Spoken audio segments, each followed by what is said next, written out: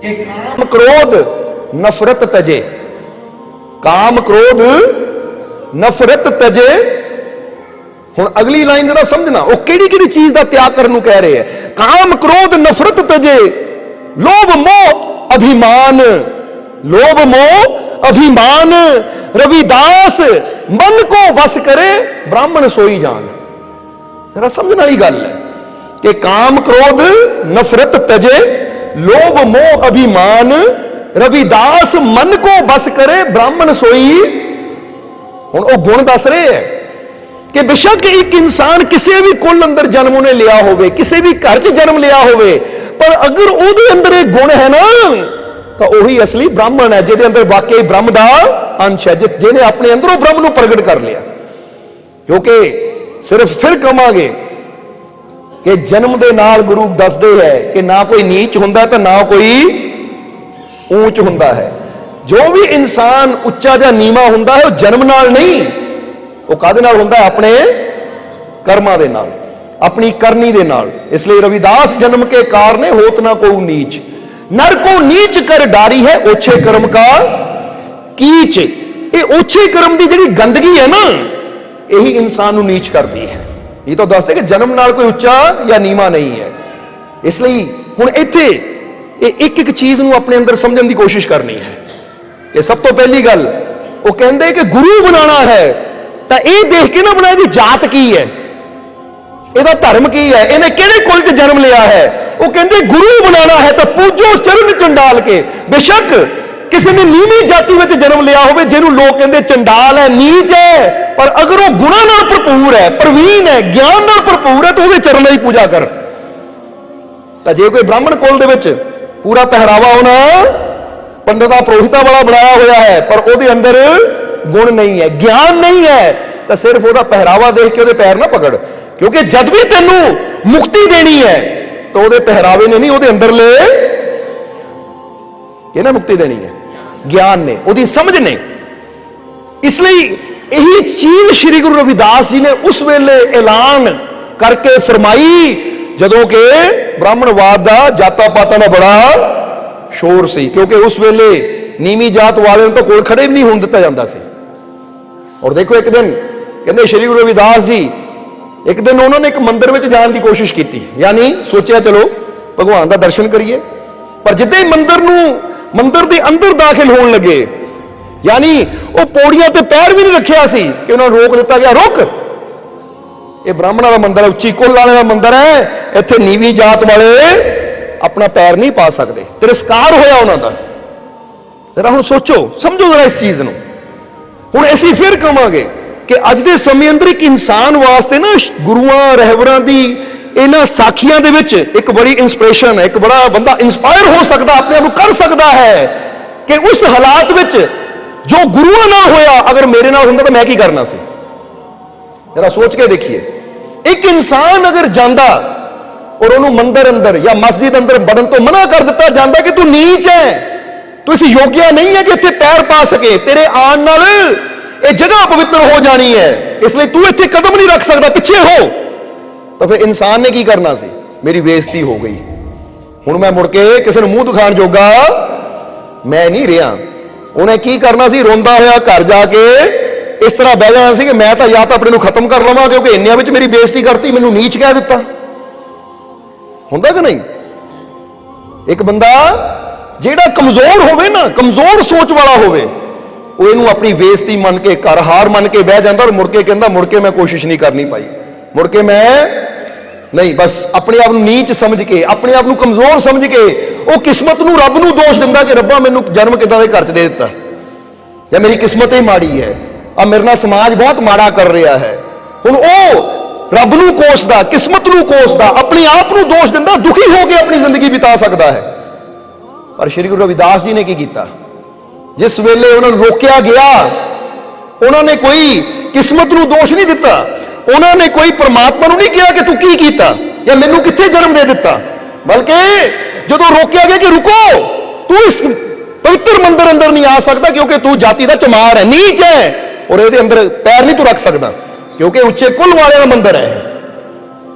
जो रोकया गया श्री गुरु रविदास जी नूं, तो उन्होंने अपना कदम उत्थे ही रोकया और सब तो पहला मुस्कुराए और मुस्कुरा के पता की किया, वो कहते असी तो सोच रहे सी ये भगवान का मंदिर है, पर हुण पता लगा ये भगवान का नहीं, उच्ची जात वाले का मंदिर है। सब तो पहला बचन, क्योंकि जे भगवान का मंदिर होवे तो भगवान नूं तां जात पात का मतलब कोई है ही नहीं। इसलिए इत्थों की पता लगता है कि जिथे कहा जाए ना आ गुरु घर हो गया, आ मंदिर हो गया फलाने जाति वालियां दा, फलाने धर्म वाले दा, समझो रब दा तो फिर है ही नहीं, क्योंकि रब दे बनाए तो सारे इंसान है।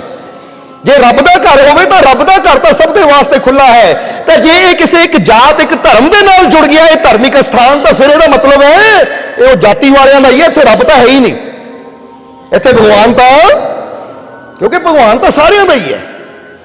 इसलिए श्री गुरु रविदास जी मुस्कुराए, कहते ठीक है मैं तो भगवान का घर समझ के जा रहा सी कि इच भगवान है, पर अज पता लग गया कि भगवान का घर नहीं है, तो उच्ची जाति वालियां का मंदिर है। ठीक है, मुस्कुराए कि शुक्रिया, उन्होंने भी धन्यवाद किया, मन दे विच कोई रोष नहीं रखिया, बल्कि मन च की सोच लिया है, की सोचिया कि अज मैं भगवान के घर चला सी, पर इन्होंने मैनू रोकिया, हुण मैं खुद नूं इस लायक बनाना कि मैनू भगवान दे कोल नहीं, भगवान खुद चल के मेरे कोल आएगा। इहनूं कहंदे हैं मजा। हुण एक बंदा जांदा ना मिनिस्टर नूं मिलण, जरा समझ लो, एक बंदा जांदा किसी मिनिस्टर नूं मिलण, किसी मंत्री नूं मिलण या किसी MLA नूं मिलण, वो कहंदे जी नहीं मिलना MLA साहब ने, नहीं मिलना मिनिस्टर साहब ने, टाइम है नहीं, समझदे हो कि नहीं? तो फिर वो बंदा सोचदा कोई गल नहीं, मैं इन्नी मेहनत करनी अपने आप इस लायक बनाना कि एक दिन ये मिनिस्टर ही मेरे को टाइम लैके मैनू मिलना आएगा। और ये अपने जीवन की गल दस रहे हैं असं, हुंदा साडे नाल इदां, क्योंकि एक दिन बहुत समय पहला सन 92-94 MLA नूं मिलना सी, कहंदे जी उन्हां कोल टाइम है नहीं, ये कोई गल नहीं, एक दिन ऐसा आएगा ये टाइम लैके साडे कोल आया करनगे, अज वाकई वो टाइम है, सेवादार नूं फोन करदे पर साडे कोल टाइम है नहीं। सो असीं कहना की चाहते हैं कि खुद नूं किसी पिछे लग के अपनी हिम्मत नूं, अपने हौसले नूं डाउन ना करो कि उन्होंने मैनू की कह दिता, बल्कि को कोई गल नहीं अज क्या है, तो फिर देख, क्योंकि ये सट ही हुण जिद्दां ही कई बार दसीदा है कि महात्मा गांधी का नाम की सी पता किसी नूं? मोहनदास करमचंद गांधी। ते जदों ना साउथ अफ्रीका में सी वो, तो उन्होंने फर्स्ट क्लास की टिकट लैके रेल च चढ़ गए, ट्रेन च चढ़ गए, पर उत्थे दे अंग्रेजां ने उस वेले अंग्रेज नौजवान सी, होर अंग्रेज बैठे सी डब्बे अंदर, उन्होंने धक्का दे के बाहर कढ़ दिता। वो कहंदे मैं टिकट लई है, कोई वो कहंदे बेशक टिकट लई है, पर तेरे वर्गा इंडियन और जेडे गुलाम हो तुसीं साडे, और तुसीं साडे बराबरी नाल सफर कर रहे हो, नहीं करन देना तैनूं। कहंदे वो धक्का जदां मार के ना ट्रेन तो बाहर सुट्टिया, प्लेटफार्म ते गिरे, पर उस वेले हुण अपने आप नूं इह भी कह सकदे सी मेरी बेइज्जती हो गई, मैं तो आत्महत्या कर लेनी है, मैं तो मर जाना, क्योंकि इन्होंने मेरी बेइज्जती कर दी, मैनू गुलाम कह दिता, मैनू ये कहता, मैनू वो कहता, पर जदों ही गिरे उन्होंने मन च एको ही आया, अपने आप ने प्रण किया, अज तुसीं मैनू ट्रेन तो बाहर धक्का दे गिराया है, कसम खांदा है एक दिन वो आएगा मैं धक्के दे के अंग्रेजों को बाहर कड्डू अपने देश चों, एक दिन मैं कड्डू अंग्रेजों को बाहर अपने देश चों। और वाकई उस दिन तो लग गए हो, और फिर मोहनदास तो महात्मा गांधी हो गए। सो दसना की चाहते हैं कि अगर इंसान नूं किते ठोकर पैंदी है ना, तो वह ठोकर नाल तुसीं टुट भी सकते हो, वह ठोकर नाल तुसीं खत्म भी हो सकते हो, पर जे तुहाडे अंदर हिम्मत है ना, तो वही ठोकर तुहानूं जीण दी कला भी सिखा सकती है कि यह ठोकर मैनूं तोड़न नहीं, गिराण नहीं, बल्कि मैनूं कुछ बनाण आई है। क्योंकि पत्थर ते भी ठोकर पैंदी है, फिर ही कुछ बनता है, लोहे ते ठोकर पैंदी है, चोट पैंदी है थोड़ी दी, तो फिर ही वो लोहे का भी कोई आकार बनता है, सोने ते ठोकर पैंदी है तो फिर ही वो गहना बनता है, सो हीरे ते ठोकर पैंदी है, तराशिया जाता तो फिर ही वो चमकदा है। इसी तरह फिर कहांगे कि टूटने का मतलब जीवन का अंत नहीं होता। टूटने का मतलब, कई बार बंदा कहता मैं टूट गया, मैनू उन्हें तोड़ दिता, और टूटने का मतलब जीवन का अंत नहीं होता, कभी कभी टूटने से ही जीवन की नई शुरुआत भी होती है। अंडा टुटदा है तो एक नवे जीवन की शुरुआत होती है, समझते हो कि नहीं? बीज टुटदा है तो एक नवे जीवन की शुरुआत होती, फिर ही बीज विचों वृक्ष निकलता है। इसी तरह अपने आप को इन्ना कमजोर ना बनाइए कि मैनू समय ने तोड़ दिता, मैनू हालातां ने तोड़ दिता, मैनू उहदियां गल्लां ने तोड़ दिता, मैनू उन्हें इदां कर दिता, मैनू उन्हें धक्का दे दिता। अज इंसान की है, फर्ज करो किसी धार्मिक स्थान पर गया ना, रश ज्यादा है, धक्का पै गया, मुड़ के नहीं जाना, धक्के पैंदे मैनू इत्थे, समझदे हो कि नहीं? वो ठेकियां ते असीं देखिया कि बंदे बाह पसाब पसा के लगे होंदे, मैनू दे पऊगा, मैनू दे, रश बहुत है, उत्थे नहीं वो कहंदे कि भाई धक्के पै रहे हैं, उत्थे जाना ही जाना है। तो धार्मिक स्थानों ते गुरु के चरणों च खड़े आ, एक लाइन च बनया, धक्का पै गया, गुरु के घर च तक धक्के पैंदे है। वो ज्ञान की खातर, गुरु की खातर धक्के की, सिर भी कोई ना लावे तो भी पैर पिछे ना किया जाए। इदां दा इश्क होना चाहिए साडा, इदां दी मुहब्बत होनी चाहिए साडी, क्योंकि ठोकरा खा के सट्टा झल के ही असीं कुछ बन सकते हैं। तो जिहड़ा ये ठोकरा खाण नूं, सट्टा झल्लण नूं तैयार नहीं है, फिर उहदे अंदरला आकार भी जिद्दां हुण समझ लो कि जिहड़ा पत्थर सट झल गया, ਉਹਦਾ हो गया कोई ना कोई नवा आकार, ਉਹਦੇ अंदर पैदा हो गया नवा अवतार। तो ਜਿਹੜਾ पत्थर सट झल्लण ਨੂੰ नहीं तैयार होया, ਉਹ ਰਹਿ ਗਿਆ बेकार ਦਾ। ਹੁਣ ਤੁਸੀਂ बेकार रहना तो बैठे रहो, मेरे कोई सट ना पवे, नहीं सट पएगी तो बेकार ही रहेगा। तो जे तू सट झल्लण ਨੂੰ तैयार है, सट्टा खाण ਨੂੰ तैयार है, तो जिद्दां जिद्दां तेरे ते सट पैंदी जाएगी ज्ञान दी, तेरे ते सट पैंदी जाएगी संघर्ष दी, हालातां दी, उदां उदां तेरे अंदर महानता के गुण पैदा भी ਹੁੰਦੇ ਜਾਣਗੇ।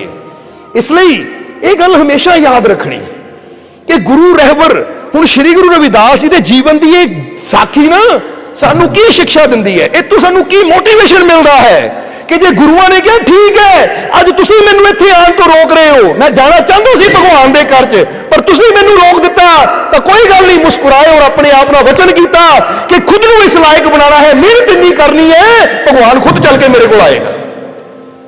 और वाकई फिर पढ़ो श्री गुरु रविदास जी की साखी, बंदगी की, सिमरन किया, भगती की, तो फिर एक बड़ी प्यारी साखी, भगती की, बैठे है दरवाजा खड़के आ।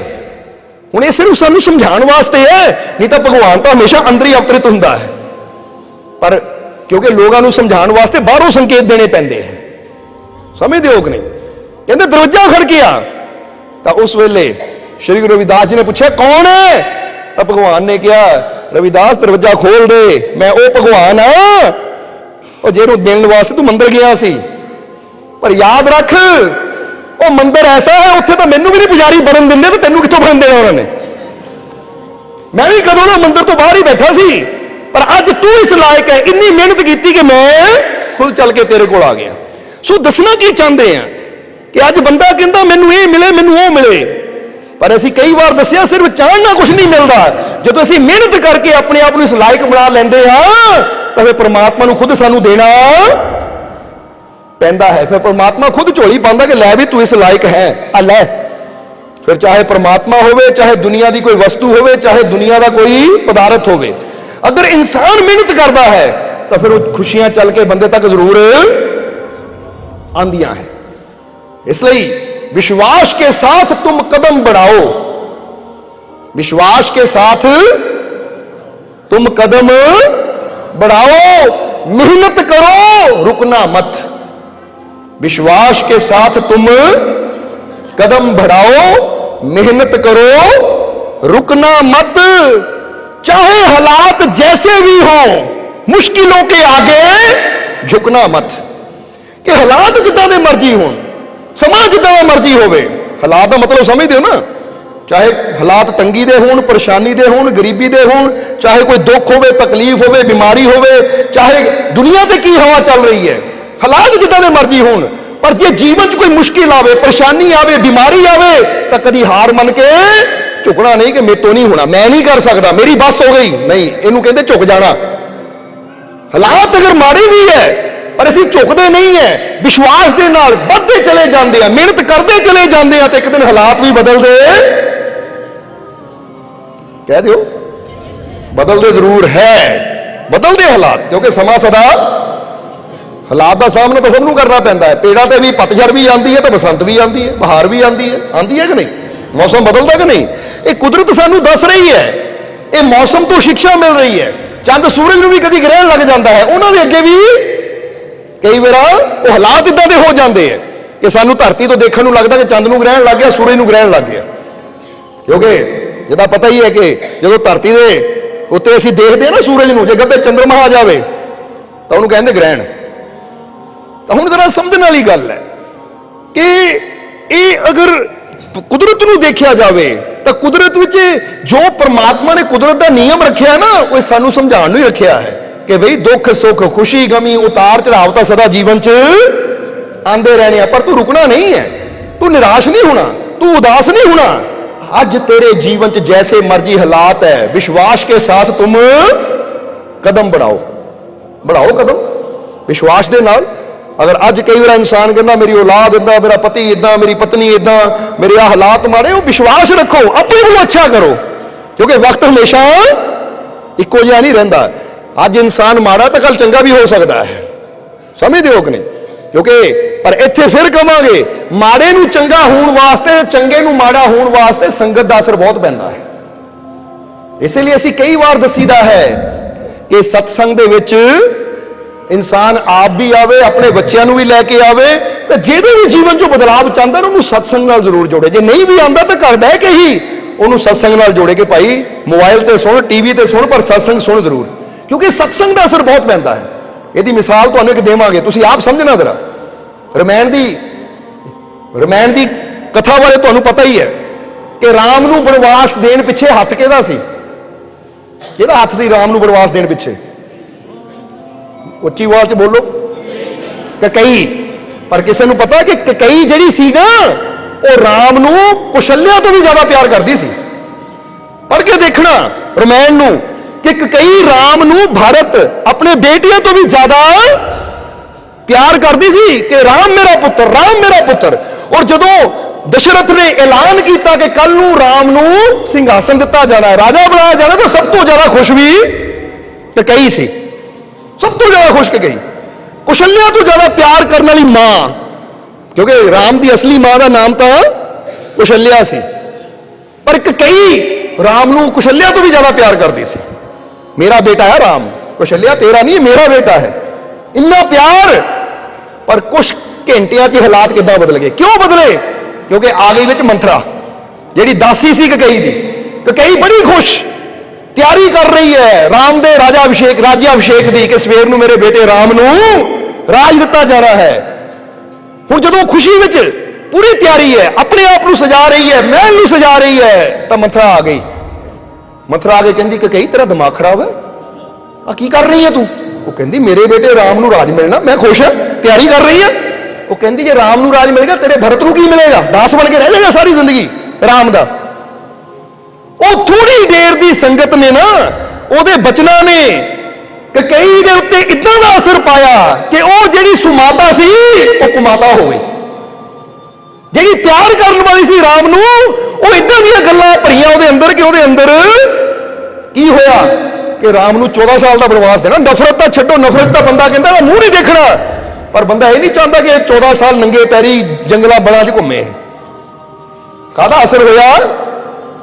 जवाब दे दो, संगत का असर। एक चंगा बंदा भी, एक प्रेम करने वाला भी। हुण एक बंदा कहता मैं रब नूं बड़ा प्यार करदा आ, पर उन्होंने भी किसी इदां दे बंदे को बिठा दो ना जिहड़ा माड़ा होवे, तो उन्हें अपनी गल्लां दे नाल उहदे अंदरों रब का प्यार घटा के नशियां का प्यार, दुनिया का प्यार पैदा कर देना है। क्योंकि फिर कहांगे, इसलिए ये चेक जरूर करना है कि असीं जिन्ना मर्जी अपने आप को कहिए मैं बड़ा प्यारा हाँ, पर बुरे संगत का मेरे कोई असर नहीं होना। तो याद रखो बुराई का असर जल्दी होता है। हुण एक गल का जवाब दो, तुसीं दुध पीओगे, जूस पीओगे, घे खाओगे, उसका असर 1 मिनट च होएगा, 1 दिन च होएगा, या कुछ महीनों च होएगा? जवाब दो, टाइम लगेगा कि नहीं? बंदा रोज 1 गिलास दुध का पींदा है देसी घे पा के, या 1 गिलास जूस का पींदा है, तो उसका असर बॉडी नूं कुछ महीनों बाद देखने को मिलना है। पर तुसीं हुण शराब पी लो, जहर पी लो, कोई नशा कर लो, उसका असर कितनी देर च पता लगेगा? 1-2 मिनटां 10 मिनटां जी सिर घूमना शुरू हो जाएगा। यानी बुरी चीज असर जल्दी करती है और अच्छी चीज का असर धीरे धीरे होता है। पर होंदा जो होना शुरू होता ना, लॉन्ग टाइम वास्ते होता है। इसलिए बुरी गल का प्रभाव बड़ी जल्दी मन से पैदा है। ताही तो गुरु रहबर भी कहते तू जिन्ना मर्जी अच्छा है ना, फिर भी बुरी संगत तो बच, बुरे की सोबत में ना बैठ, क्योंकि बुरी गल का प्रभाव बहुत जल्दी मन ते हुंदा। गल की है, क्योंकि मन की बिरती ऐसी है कि यह गिरना बड़ी जल्दी पसंद करता है, गिरदा बहुत जल्दी है, और इनू उठाना बड़ा, जिदा कह लो ना कि पत्थर नूं लैके चढ़ाई चढ़ना औखा है, पर उपरों पत्थर नूं थल्ले गिराना बस धक्का ही देना, मारे आप ही गिरदा चल जाना। अरे इत्थे ऐसी गिरन वास्ते नहीं आए, सानू जिंदगी गिरन वास्ते नहीं मिली, सानू जिंदगी इसलिए मिली है कि अपने आप को बेहतर बना सकीए। कि अज जे दुनिया सानू कहती है तू ये लायक है नहीं, जिदा श्री गुरु रविदास जी ने कहा गया कि मंदिर जाने के लायक है नहीं, तो उन्होंने खुद इन्नी मेहनत की कि जिथे रहिंदे सी उन्होंने वो घर ही मंदिर बन गया, लोग उत्थे आए दर्शन करने वास्ते। समझ आ रही कि नहीं साडी गल? उन्होंने मंदिर तो रोकिया गया, वो कहते हसे कोई गल नहीं, तुसीं रोक दिता, पर मैं कुछ ऐसा करना है कि भगवान भी आएगा तो मेरा घर ही मंदिर कहलाएगा। और फिर जिथे बह के उन्होंने इबादत की, भगती की, बंदगी की, तपस्या की, सिमरन किया, फिर लोग उत्थे पहुंचे उन्होंने दर्शन करने वास्ते। बड़े बड़े राजे महाराजे भी उत्थे गए। और ये एक होर भी बड़ी प्यारी साखी है कि वह भी टाइम से जो श्री गुरु रविदास जी को गंगा इशनान करने तो भी रोक दिता गया, और नीच गंगा च पैर ना पाई तो गंगा पवित्र हो जानी है। उत्थे भी श्री गुरु रविदास जी मुस्कुराए, कहते कोई गल नहीं, हुण मैं कभी गंगा नहीं आना, और मेहनत वो करनी कि हुण गंगा घर च वगेगी। ताही फिर उन्होंने कहता जब मन चंगा तो कठौती में, कठौती किहनूं कहता जाता पता ना, हुणे बाहरला भी इशारा है तो अंदरला इशारा भी है। वैसे तो वो कहते ना बाहर जे चमड़ा भेता जाता है, उत्तों ही गंगा पैदा करके दिखाती उन्होंने, जिदा पानी रखिया हुंदा सी, जिथे चमड़े नूं भेजा भेण वास्ते रखिया जाता ताकि नरम हो जाए तो फिर जुत्ती गंढी जाए, उत्थे ही गंगा पैदा कर दी। पर इशारा अपने अंदर भी है कि तेरा मन मैला है, तेरा मन पापी है, तेरे मन च बुरे विचार है, तेरी सोच माड़ी है, तो तू जाके गंगा च भी चुपिया ला ला, कोई फायदा नहीं होना। समझते हो कि नहीं? क्योंकि कहते ये दुनिया बड़ी अजीब है। बड़ी अजीब किदा है कि पाप मन च हुंदे है तो इंसान धोंदा अपने शरीर नूं रहिंदा है। समझते हो कि नहीं? ये तो वही गल हो गई कि गंद मंद मैमरी कार्ड च भरिया होया है, तो असी सफाई फोन की करी जाते हैं कि फोन ते कपड़ा मारी जाइए, ये फोन गंद मंद क्यों दिखा रहा है सानू, ये फोन चो गंदे गाने क्यों चल रहे हैं, गंदी वीडियो क्यों आ रही है। वो भाई ये फोन में जिन्ना मर्जी साफ कर ला, जी मैमरी है ना जो सर्च कर रहे हैं उन्होंने सही कर, क्योंकि फोन में साफ करना कुछ नहीं होना हुंदा कि नहीं। ये लो जी मैं तो कोलीन दे नाल या तो मैं फलाने ना पाउडर दे नाल इहनूं साफ कर रहे, चमक जाए मेरा फोन ताकि हुण साफ साफ चीज़ां दिखावे। वो जे फोन नूं साफ करन ना अंदर कुछ नहीं साफ, अंदर नूं साफ कर, अंदर सर्च अच्छा कर, अंदर सुन अच्छा, समझ अच्छा, देख अच्छा, तो फिर फोन बाहरों जितना मर्जी होवे, अगर अंदर अच्छा सर्च करेगा तो आएगा भी।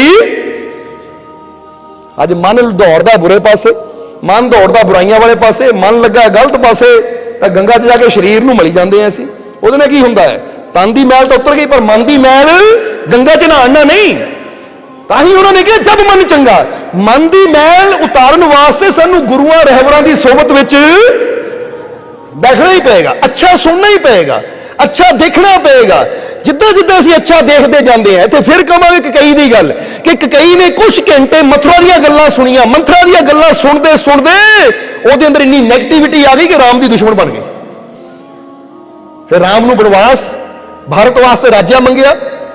पर इथों फिर कहांगे कि जब तक ककई दा मन पॉजिटिव सी, महल च खुशियां सी, जीवन च खुशियां सी, पर जिद्दां ही नैगेटिविटी ਉਹਦੇ अंदर गई सारियां खुशियां दूर हो गईयां। भारत ने राज तो लिया नहीं पर महल च मातम जरूर छा गया, दशरथ की जान भी गई, भरत भी महल छड्ड के जंगल चला गया कि मैं जे मेरा भरा जंगल च तो मैं महल च रहना ही नहीं है। उन्होंने भी कुल्ली बना के उत्थे रहना शुरू कर दिता। हुण की मिलिया ककई नूं? दुख तो सिवा बदनामी भी हुई।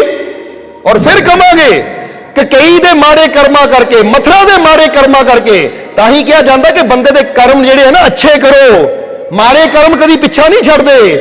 अज तो किन्ने हजार साल पहला ककई और मथुरा ने माड़े कर्म किए तो सजा अज भी मिल रही है। अज कोई भी माता पिता अपनी धी का नाम मथुरा या ककई नहीं रखता, रखता कोई?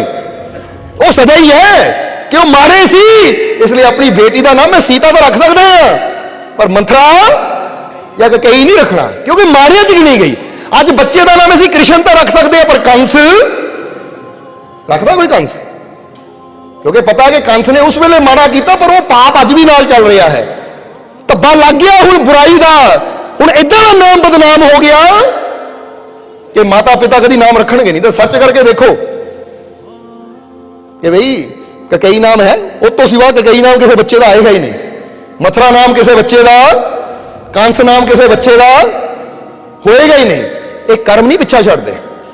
इसलिए जिंदगी च ताही फिर असीं कहांगे कि जीवन सदा नहीं रहना, पर तुसीं जो कर्म करदे हो तुहाडे कर्म सदा रहिंदे है। अज असीं गुरुआं दी पूजा क्यों कर रहे हैं? क्योंकि वो बेशक वजूदी तौर पर दुनिया तो चले गए, पर उन्होंने अच्छी करनी अज भी साडे दिलों च वो प्यार बन के, इज्जत बन के, सत्कार बन के बैठी है कि अज भी उन्होंने दिन असीं धूमधाम नाल मना रहे हैं। ये प्यार नहीं तो होर की है, ये करनी नहीं तो होर की है। इसलिए ये नर नूं ओदे ओछे कर्म दे किचड़ ही ना, इस चिक्कड़ जिहड़ा हुंदा है, बुराई हुंदी है ना, यही गिरा के बर्बाद कर दिंदे हैं।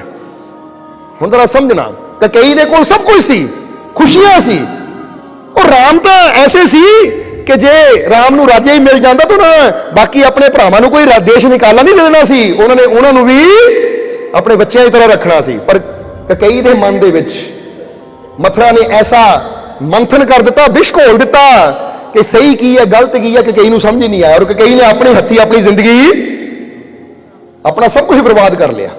भारत भी नफरत करते सी अपनी मां नालों कि तू मेरी मां ही है नहीं, समझते हो? कहते मेरी शर्म आती है तेन अपनी मां कहते हैं। जो बच्चा ही इन्नी गल कह दे अपनी मां तो उसने मां के दिल से की बीतेगी, जरा सोचो। फिर कई नूं पछतावा होया कि मैं बहुत वड़िया, पर हुण तो हो गया। क्योंकि कहते ना तीर कमान तो बोल जुबान तो जो निकल जाए तो असर वो कभी व्यर्थ नहीं जाता। इसलिए हमेशा बोलन तो पहला सोचो कि जो मैं बोल रहा यदा मेरे जीवन से असर की होना है, यदा मेरे जीवन से प्रभाव की पैना है। ताही कहते पहला तोलो फिर बोलो। इसलिए जो समझदार होंदा पहला ये देखता कि जो मैं बोलना है अगे प्रभाव की पैना है, तो जो ना समझ होंदा है वो पहला बोल दिंदा, बाद चो सोचता है की बोल दिता मैं, इसका प्रभाव की होएगा। इसलिए समझदार और ना समझी जिन्ना ही फर्क होंदा। ना समझ बोल के सोचता है तो समझदार सोच के बोलता है, क्योंकि रिजल्ट में पहला देख लेंदा है। समझते हो कि नहीं? जिदा एक बच्चा है ना, वो सामने पेपर होंदा है, वो सोच के लिखता है कि भाई अगर मैं लिखिया ਇਹਦਾ ਮੈਨੂੰ ਅੱਗੇ रिजल्ट की मिलना है। ਜਿਹੜਾ सोच समझ के लिखता है वो पास होंदा है, तो ਜਿਹੜਾ लिख दो जो आता है बाद चो देखी जाएगी। ਹੁਣ ਪੁੱਛਿਆ शेर बारे होवे, लिख दे बिल्ली बारे, तो फिर ਉਹਨੂੰ ਕੀ मिलना है? फेल ही होना ना ਉਹਨੇ। ਜਿਹੜਾ समझ के लिखण वाला है ना, वो कहता जे शेर वास्ते लिखिया तो शेर का ही कुछ ना कुछ मैनू लिखना पैना है। जे आ फुल बारे लिखिया तो ਇਹਦਾ ही लिखना, ਜਿਹੜਾ ना समझ वो लिख दो जो आता, देखी जाएगी बाद चो, जो होएगा देखा जाएगा। ਉਹਨਾਂ देखिया की जाता है भाई तू इसी क्लास च बैठ के अगे जाने के लायक तू है ही नहीं। इसलिए दसना की चाहते हैं कि थोड़ा जिहा समझिए इस चीज को कि अपनी करनी ते अपने कर्मां ते ध्यान दईए, अपनी संगत ते ध्यान दईए। और फिर जो मथुरा नूं कहते दूर किया गया, भारत ने सब तो पहले लत्त मारी आके। पर इत्थे एक गल होर दसना चाहांगे, मथुरा कुब्बी सी, पर फिर भी भरत इन्ना राम नाल प्यार करते सी, इन्ने अच्छे सी भरत, क्योंकि होर कोई भरा होंदा तो कहना वधिया हो गया, मैनू राजगद्दी मिल गई, मैं संभाला। पर नहीं, उन्होंने भी राम दियां खड़ावां लैके उन्होंने सिंघासन पर रखिया कि जब तक राम नहीं आते उन्होंने दी खड़ावां इत्थे रहणगीआं, क्योंकि राज तो कोई ना कोई तो चाहिदा ही है। मैं दास बन के संभालू, राजा बन के नहीं। रहिंदे वो कखा की कुल्ली जे सी, पर जदों राजपाठ का कोई फैसला आंदा सी तो उठ के जांदे सी। राम दियां खड़ावां जो सिंघासन पर रखियां सी, खड़ावां समझदे हो ना, पैर दियां खड़ावां हुंदियां लक्कड़ दियां, उन्होंने नमस्कार करके फिर वो फैसला सुनाते सी थल्ले बह के कि मैं दास हाँ उन्हों का। जरा समझना सारिਆਂ ने, इनू कहते प्यार। और जदों अच्छा कोई सजा भी दिंदा ना तो उच भी बुरे का कोई भला ही हो जाता है। कहते भरत नूं जदों पता लगा कि मेरी मां के कान ना परे है, तो मथुरा दे आके ना भरत ने जोर नाल पेट से लत्त मारी, पर लत्त मार दे मथुरा गिरी, उसका कुब ठीक हो गया। इत्थों की पता लगता है कि जे चंगा कोई सानू ठोकर भी मारदा है तो उच भी साडा फायदा हुंदा। ताही कहते जे गुरु झिड़के तो मीठा, ताही तो कबीर साहब भी कहते हैं कि कबीर संगत संत की रूखी सूखी खाए, खीर खंड भोजन मिले साकत संग न जाए। वो कहते संतां की संगत ना रुखी मिसी मिले, ना भी मिले खाण नूं तां भी उत्थे बैठी, पर जे तेनू खीर खंड 36 प्रकार के पकवान पीजे बर्गर मिलते हैं ना फलानी जगह, भाई ਉਹਦੇ ਘਰ 'ਚ ਨਾ ਆਹ ਮਿਲ ਰਿਹਾ, ਪਰ ਜੇ ਬੰਦਾ ਬੁਰਾ ਹੈ ਤਾਂ ਕਹਿੰਦੇ ਉਹਦੇ ਘਰ ਦਾ ਨਾ ਖਾਵੇਂ, ਕਿਉਂਕਿ ਸਿਰਫ ਇਹ ਨਾ ਤੇ ਖਾਣ ਨੂੰ ਕੀ ਮਿਲਦਾ ਹੈ। ਕਿਉਂਕਿ ਸ਼੍ਰੀ ਗੁਰੂ ਨਾਨਕ ਦੇਵ ਜੀ ਦੀ ਗੱਲ ਦੇਖ ਲਓ ਜਾਂ ਸ਼੍ਰੀ ਕ੍ਰਿਸ਼ਨ ਦੀ ਦੇਖ ਲਓ ਕਿ ਉਹਨਾਂ ਨੇ ਦੁਰਯੋਧਨ ਦੇ ਪਕਵਾਨਾਂ ਨੂੰ ਛੱਡ ਕੇ ਵਿਦੁਰ ਦਾ ਸਾਗ ਖਾਧਾ, ਤਾਂ ਸ਼੍ਰੀ ਗੁਰੂ ਨਾਨਕ ਦੇਵ ਜੀ ਨੇ ਭਾਈ ਲਾਲੋ ਦੇ ਘਰ ਜਾ ਕੇ ਕੁਦਰਤੀ ਰੋਟੀ ਖਾਣੀ ਮਨਜ਼ੂਰ ਕੀਤੀ ਹੈ।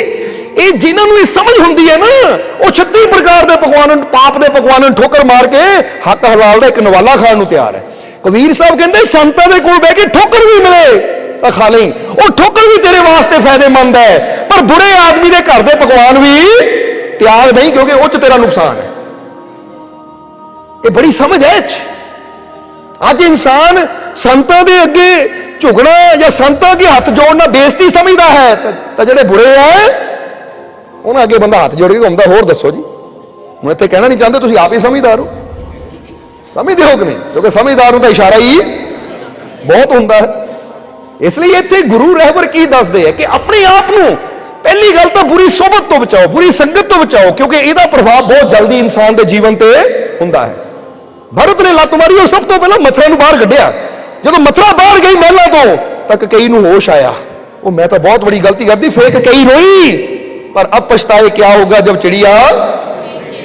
ਕਹਿੰਦੇ ਹੁਣ ਕੀ ਹੋ ਸਕਦਾ ਹੈ, ਹੁਣ ਤਾਂ ਦਸ਼ਰਥ ਵੀ ਗਏ, ਰਾਮ ਵੀ ਗਏ, ਬੇਟਾ ਵੀ ਗਿਆ, ਔਰ ਕਈ ਕੱਲੀ ਰਹਿ ਗਈ ਸਿਰਫ ਆਪਣੀ ਇੱਕ ਗਲਤੀ ਦੀ ਵਜ੍ਹਾ ਨਾਲ। ਇਸ ਲਈ ਤੁਹਾਨੂੰ ਦੁਨੀਆ ਬਹੁਤ ਕੁਝ ਕਹੇਗੀ, ਉਹ ਆ ਇਦਾਂ ਕਰ ਲੈ, ਇਦਾਂ ਕਰ ਲੈ, ਕਿਉਂਕਿ ਸਲਾਹਾਂ ਦੇਣ ਵਾਲੇ ਬਹੁਤ ਹੁੰਦੇ, ਔਰ ਖਾਸ ਕਰਕੇ ਬੁਰੀ ਸਲਾਹ ਦੇਣ ਵਾਲੇ ਬਹੁਤ ਹੁੰਦੇ ਆ।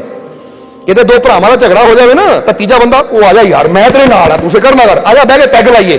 ਉਹ ਇਦਾਂ ਕਰਨਗੇ, ਭਰਾਵਾਂ ਨੂੰ ਲੜਾ ਕੇ ਹਟਣਗੇ। ਉਹ ਕੋਈ ਇਹ ਨਹੀਂ ਕਹੇਗਾ ਉਹ ਤੇਰਾ ਭਰਾ ਹੈ। ਉੱਥੇ ਸਾਨੂੰ ਕੀ ਚਾਹੀਦਾ ਹੈ ਕਿ ਚਾਹੇ ਭਰਾਵਾਂ ਜਿੰਨਾ ਮਰਜ਼ੀ ਝਗੜਾ ਹੋਵੇ, ਬੋਲਬਾਣੀ ਹੋ ਜਾਵੇ, ਪਰ ਕੋਈ ਤੀਸਰਾ ਹੋਵੇ ਨਾ, ਦਬਕਾ ਮਾਰੋ ਹਟ ਪਿੱਛੇ, ਸਾਡੀ ਭਰਾਵਾਂ ਦੀ ਗੱਲ ਹੈ, ਅੱਜ ਲੜਿਆ ਤਾਂ ਕੱਲ ਨੂੰ ਜੱਫੀ ਵੀ ਪਾ ਲਵਾਂਗੇ, ਤੂੰ ਕੌਣ ਹੁੰਦਾ ਵਿੱਚ ਆ ਕੇ ਸਲਾਹ ਦੇਣ ਵਾਲਾ? ਤਾਂ ਫਿਰ ਕਦੀ ਭਰਾਵਾਂ ਦੇ ਝਗੜੇ ਵੱਧਦੇ ਨਹੀਂ ਹੈ, ਕਿਉਂਕਿ ਗੁੱਸਾ ਗਿਲਾ ਤਾਂ ਹਰ ਘਰ 'ਚ ਚੱਲਦਾ ਹੀ ਰਹਿੰਦਾ ਹੈ। ਪਰ ਜਦੋਂ ਤੀਸਰਾ ਵਿੱਚ ਆ ਜਾਂਦਾ ਨਾ, ਕੋਈ ਆਂਢੀ ਗੁਆਂਢੀ ਜਾਂ ਤੀਸਰਾ, ਤਾਂ ਉੱਥੇ ਹੀ ਕਰਦਾ, ਉਹਨੇ ਸਾਨੂੰ ਨਸ਼ੇ ਦਾ ਲਾ ਜਾ ਪੈਗ ਪੀਂਦੇ, ਯਾਰ ਟੈਨਸ਼ਨ ਨਾ ਛੱਡ, ਤੂੰ ਮੈਂ ਤੇਰੇ ਨਾਲ ਆ, ਤੇਰਾ ਭਰਾ ਸਾਥ ਹੋਵੇ ਨਾ, ਮੈਂ ਤੇਰੇ ਨਾਲ ਆ। ਬਸ ਉਹ ਮੈਂ ਜਿਹੜਾ ਨਾਲ ਆ ਨਾ, ਉਹਨਾਂ ਤੁਹਾਡੇ ਬਾਰੇ ਨਹੀਂ ਸੋਚਣਾ, ਉਹਨਾਂ ਆਪਣੇ ਬਾਰੇ ਸੋਚਣਾ ਕਿ ਇਹਨਾਂ ਨੂੰ ਲੜਾਓ, ਇਹਨਾਂ ਦੀ ਜ਼ਮੀਨ ਤੇ ਘਰ ਤੇ ਕਬਜ਼ਾ ਪਾਓ, ਕਿਉਂਕਿ ਇੱਦਾਂ ਤਾਂ ਹੁੰਦਾ, ਇੱਦਾਂ ਦੇ ਚੱਕਰ ਚੱਲਦਾ ਹੈ। ਤਾਂ ਹੀ ਤਾਂ ਕਹਿੰਦੇ ਫੂਟ ਪਾਓ ਤਾਂ ਰਾਜ ਕਰੋ।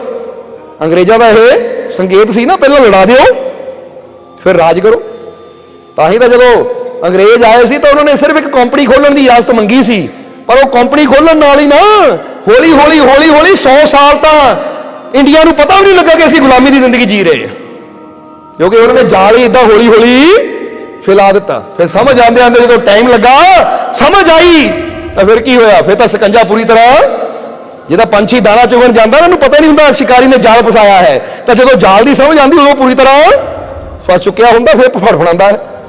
ਸੋ ਦੱਸਣਾ ਕੀ ਚਾਹੁੰਦੇ ਆ ਕਿ ਸਭ ਤੋਂ ਪਹਿਲਾਂ ਤਾਂ ਆਪਣੀ ਬੁੱਧੀ ਦਾ ਇਸਤੇਮਾਲ ਕਰੀਏ, ਆਪਣੀ ਸਮਝ ਦਾ ਇਸਤੇਮਾਲ ਕਰੀਏ ਕਿ ਗਲਤ ਸਲਾਹ, ਜਿੱਥੇ ਕੋਈ ਬੁਰੀ ਸਲਾਹ ਹੈ, ਜਿੱਥੇ ਕੋਈ ਨੈਗੇਟਿਵ ਸਲਾਹ ਹੈ, ਕਿਸੇ ਦਾ ਬੁਰਾ ਕਰਨ ਦੀ ਸਲਾਹ ਹੈ, ਉਹ ਕਦੀ ਵੀ ਨਾ ਮੰਨੋ।